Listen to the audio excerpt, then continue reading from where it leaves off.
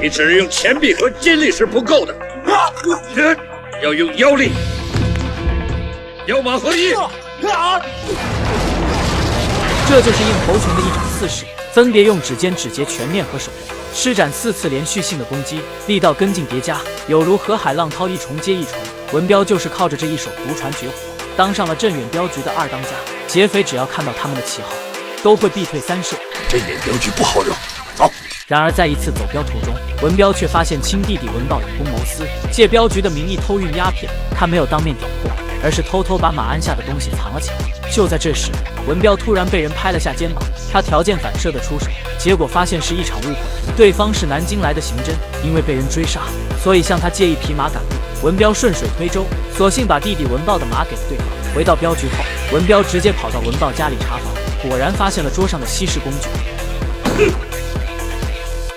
这些鸦片叶在你的马上找到的，你居然借镖局的名义偷运鸦片！他拉着文豹去警局自首，文豹竟抱着年幼的孩子打起了感情牌，再加上弟妹抱大腿求情，文彪终究还是心软了。第2天，两人再次携手走镖，这次跟来的还有大当家于海洋。就在这时，道路上突然出现浓烟，文豹自告奋勇前去查看，然而返回来的却只有他的马。文彪就地心切，紧跟着也冲了过去。刚进去，他就看到了倒地不起的文豹，他赶忙过去查看伤情，没想到迎面却是一条石灰粉，紧接着又被对方扎中腰子。文彪以为是有人假扮文豹害自己，然而掀开对方的面罩后，他却傻眼，正是自己从小宠爱的亲弟弟文豹。大哥，不要一辈子做镖师，我不想一辈子被看不起。文彪怒火攻心，一把将文豹撞晕。他折返求援，却发现弟兄们都像没事人一样安静的喝茶。文豹他造反了，我知道。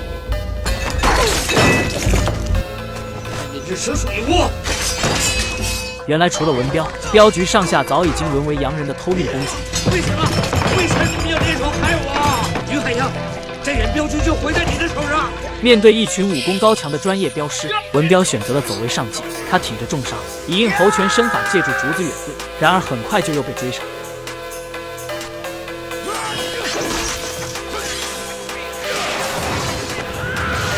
即使如此，他也不愿意被昔日的弟兄下死手。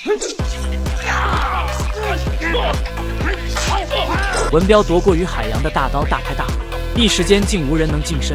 于海洋见状也不再短掌，使出硬桥硬马的铁线拳。文彪节节败退，吃了于海洋一记重锤。此时他伤上加伤，已经是强弩之末，果断破门逃离。谁料又被亲弟弟文豹埋伏。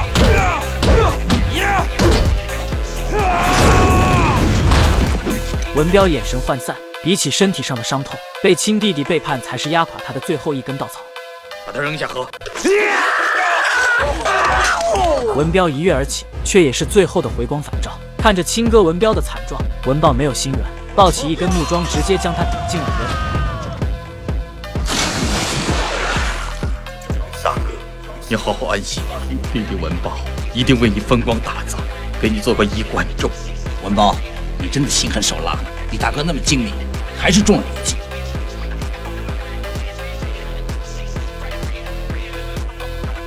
总镖头过奖。